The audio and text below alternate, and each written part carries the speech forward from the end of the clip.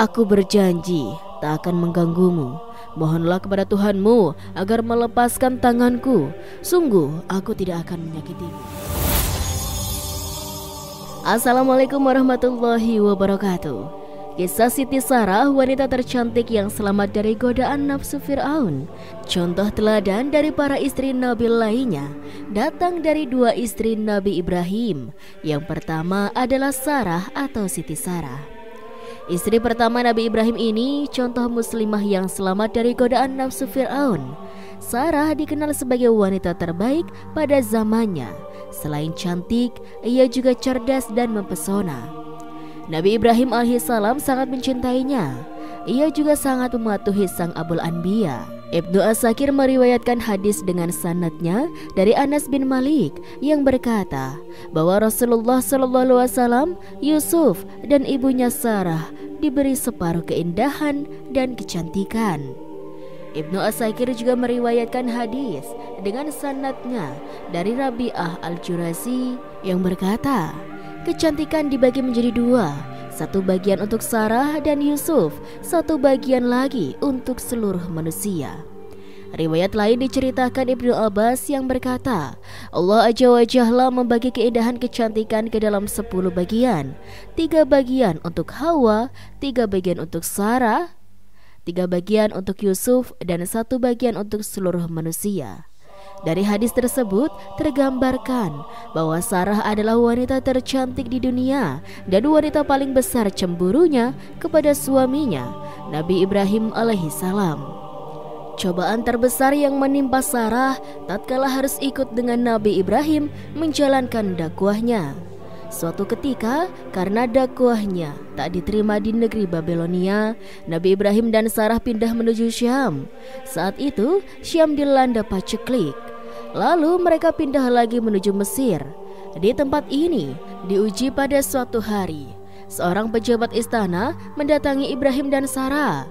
Melihat kecantikan parasnya, sang pejabat menyukainya. Ia pun segera menuju istana dan mengabarkannya pada Fir'aun. Telah datang di negeri Baginda seorang pria asing. Ia datang bersama dengan wanita yang sangat cantik. Kecantikannya tak ada yang menandingi. Wanita seperti itu layak menjadi pendamping Baginda, ujar dia. Mendengar kabar tersebut, Fir'aun mengutus seseorang untuk mengundang Nabi Ibrahim ke istananya. Fir'aun terkenal sebagai raja yang zalim dan kejam. Ia sangat menginginkan Sarah dan rela melakukan apapun untuk mendapatkannya. Jika mendapati perempuan itu telah bersuami, ia tak akan segan membunuh Ibrahim untuk merebut Sarah. Dalam pertemuan itu, Fir'aun bertanya pada Ibrahim, "Siapa wanita itu?" Ibrahim pun menjawab, "Ia adalah saudariku."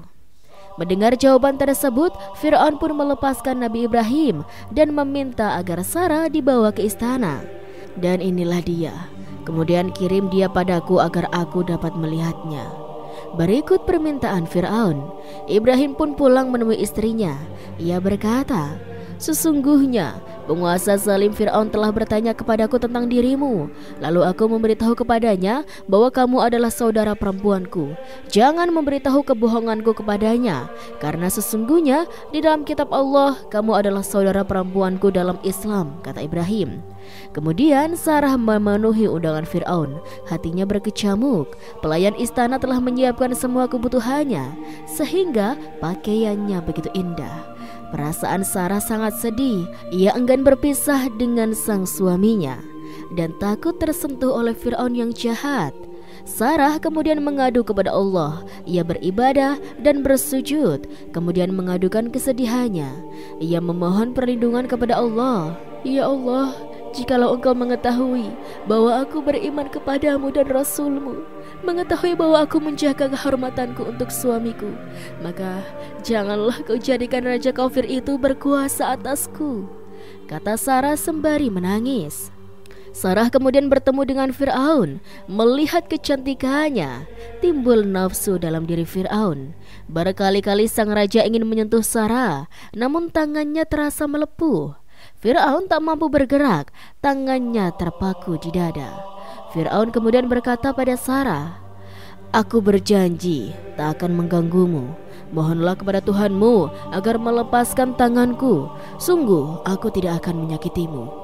Sarah pun kembali berdoa, "Ya Allah, jika benar yang ia katakan, lepaskanlah tangannya." Allah pun mengabulkan doanya. Tangan sang Raja Fir'aun pun terlepas dan ia sembuh dari kekakuan tubuhnya. Namun ia mengingkari janjinya. Ia kembali mendekati Sarah. Setelah tangannya dapat kembali bergerak, kejadian yang sama pun terulang hingga 3 kali.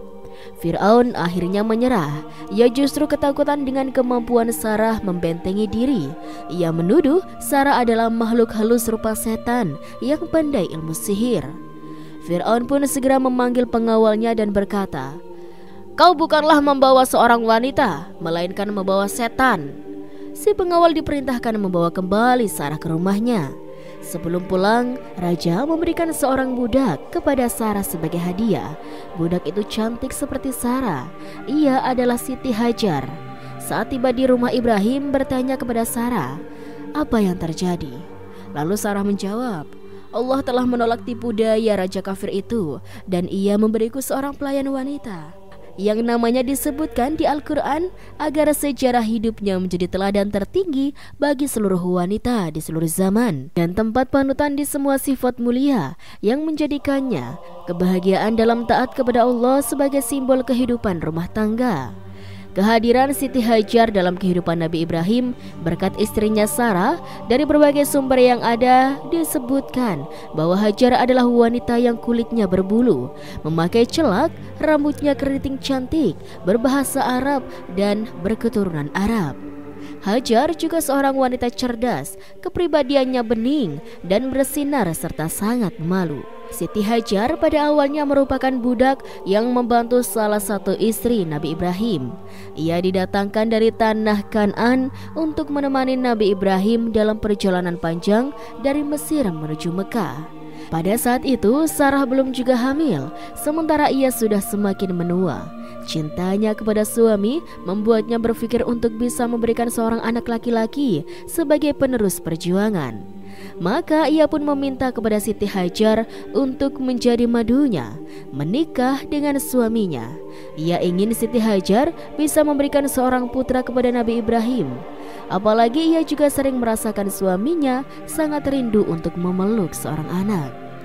Namun Sarah tetaplah seorang perempuan yang memendam cemburu, dan ketika Siti Hajar, madunya, melahirkan seorang anak laki-laki yang diberi nama Ismail, Sarah pun diliputi rasa cemburu.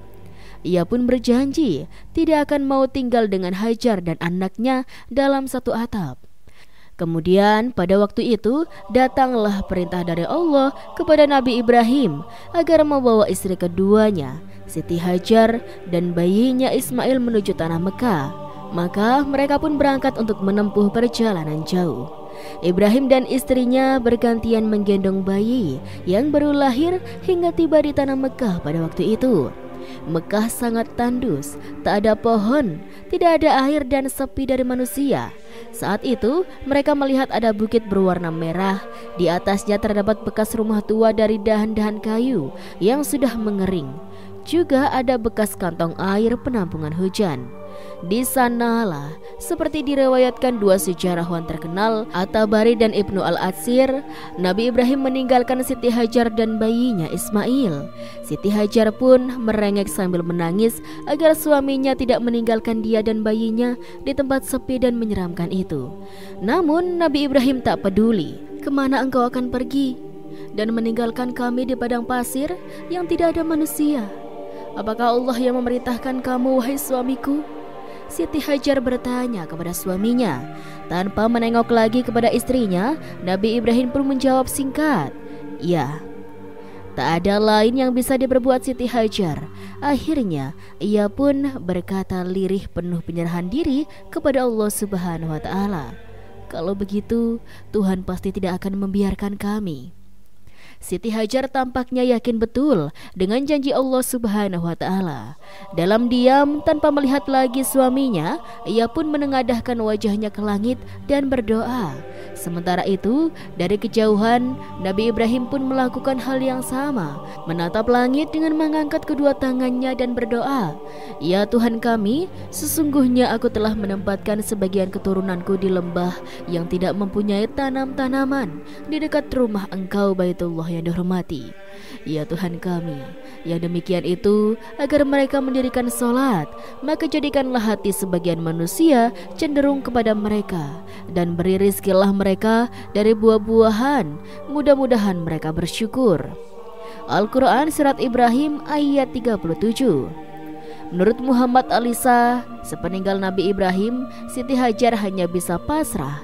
Ia merasa terhibur manakala melihat wajah bayinya yang menangis dan memancarkan kasih sayang. Pada awalnya, ia tidak merasakan kesepian. Ia tidak menyadari kerasnya hidup di tengah lembah sunyi dan bukit bebatuan. Hingga akhirnya ia kehabisan perbekalan hidup, apalagi sekecil pun mulai kehausan dan kelaparan. Si ibu mulai panik, air susunya pun sudah mengering, sedangkan si bayi terus menangis kelaparan dan kehausan. Siti Hajar tampak bingung bagaimana mencari air. Dalam kebingungannya, ia lari ke atas bukit dan melihat ke bawah. Ia melihat sebuah bukit lain yang kemudian dikenal dengan Bukit Safa. Ia pun menuju bukit itu, barangkali melihat seseorang atau menemukan makanan dan minuman. Namun ia tidak mendapatkan apa-apa. Dari Bukit Safa, ia melihat bukit lain, tampak dekat bukit itu, kemudian dikenal dengan Marwah. Ia pun berjalan menuju ke sana dan tidak mendapatkan bekas-bekas kehidupan. Ia berusaha bolak-balik di antara dua bukit itu hingga 7 kali. Berusaha dalam agama Arab disebut sa'a. Dari kata inilah istilah sa'a diambil setelah 7 kali bolak-balik dari Safa dan Marwah. Siti Hajar pun kelelahan dan putus asa. Ia akhirnya ambruk di samping bayinya. Hatinya tercabik-cabik menunggu nasib. Ia berserah diri secara total. Beberapa waktu kemudian ia pun bangun. Ia kumpulkan sisa tenaganya untuk melihat bayinya yang mungkin sudah meninggal dunia. "Tidak, aku tidak melihat isyarat kematian anakku," katanya lirih. Demikianlah Allah mengutus malaikat Jibril dan dengan kedua sayapnya menyentuh tanah sehingga muncul mata air yang mengalirkan kehidupan. Siti Hajar pun bangkit dengan sepenuh tenaga dan lupa apa yang baru ia alami. Ia segera mengambil air itu dan meminumnya kepada bayinya Ismail. Kepada mata air itu, ia mengatakan zumi-zumi air, dan mata air itu kemudian dikenal sebagai Zam-Zam, yang memberi kehidupan di tengah padang pasir tandus dan bukit bebatuan. Kota Mekah yang kita kenal sekarang ini sebenarnya berawal dari kisah perjuangan perempuan ini dan anaknya Ismail. Tidak lama kemudian datang kafilah dagang dalam perjalanan menuju Syam, sekarang dikenal dengan Suriah. Mereka melihat seekor burung terbang di atas lembah itu. Seorang di antara mereka berkata, burung itu menandakan ada air di bawahnya. Lalu mereka pun mengutus seseorang untuk menyelidiki kemungkinan ada mata air. Orang itu pun kembali dengan kabar gembira. Pada waktu itu, Siti Hajar dan anaknya tinggal di dekat air Zam-Zam. Mereka, kafilah dagang itu, kemudian meminta izin kepada Siti Hajar untuk bisa tinggal di sekitar sumur itu. Kata mereka kepada Siti Hajar, "Kalau Anda izinkan, kami ingin hidup bersama Anda. Kalau Anda tolak, kami akan pergi dan air ini adalah milikmu." Hajar pun mengizinkan mereka tinggal di sekitar Zam-Zam dan bersama-sama hidup dari air itu. Ismail tumbuh di tengah-tengah mereka, di dekat Bait Al-Tiq, rumah Tuhan atau Ka'bah, termasuk belajar bahasa Arab dan menunggang kuda. Dan ketika Ismail sudah tumbuh menjadi pemuda, datanglah ayahnya. Nabi Ibrahim menceritakan mimpinya. Maka tak kalah Ismail juga cukup umur dan berusaha bersama-sama Ibrahim. Ibrahim berkata, "Hai anakku, sesungguhnya aku melihat dalam mimpi bahwa aku menyembelihmu, maka pikirkanlah apa pendapatmu." Ismail pun menjawab, "Hai bapakku, kerjakanlah apa yang diperintahkan kepadamu. Insya Allah aku akan mendapatiku termasuk orang-orang yang sabar." Al-Quran Surat As-Saffat ayat 102. Maka terjadilah kisah yang mengharukan itu, yang kemudian menjadi dasar perintah korban kepada umat Islam setiap Idul Adha. Lalu Allah Subhanahu wa Ta'ala memerintahkan kepada Ibrahim dan Ismail untuk meninggikan dasar-dasar Baitullah, sebagaimana yang tercatat dalam Al-Baqarah ayat 127, dan mensucikannya untuk orang-orang yang tawaf, yang itikaf, yang ruku, dan yang sujud. Al-Baqarah ayat 127. Siti Hajar pun meninggal dunia pada usia 90 tahun. Putranya Nabi Ismail memakamkannya di samping rumah Allah. Ka'bah itulah Hajar, istri Nabi Ibrahim dan ibunda Nabi Ismail. Allah Azza wa Jalla menakdirkan Siti Hajar dikebumikan di tempat suci, di tanah suci yang tidak dikunjungi kecuali oleh jiwa-jiwa yang suci, di tempat yang di dalamnya tidak ada ucapan yang tidak bermanfaat dan dosa, di tempat yang dipenuhi orang-orang yang tawaf, berdiri ruku dan sujud di tempat yang dibangun suami dan anaknya atas perintah Allah. Sepanjang hari demi hari, tahun demi tahun, dan sejarah demi sejarah, manusia ingat akan kesabaran Hajar dan kesetiaannya. Subhanallah, itulah sobat kisah yang sangat luar biasa. Semoga dari kisah ini bisa bermanfaat dan bisa menjadi pembelajaran bagi kita semuanya. Itulah kisah yang bisa Rizky sampaikan, kurang lebihnya mohon maaf. Sekian dari Rizky, wassalamualaikum warahmatullahi wabarakatuh.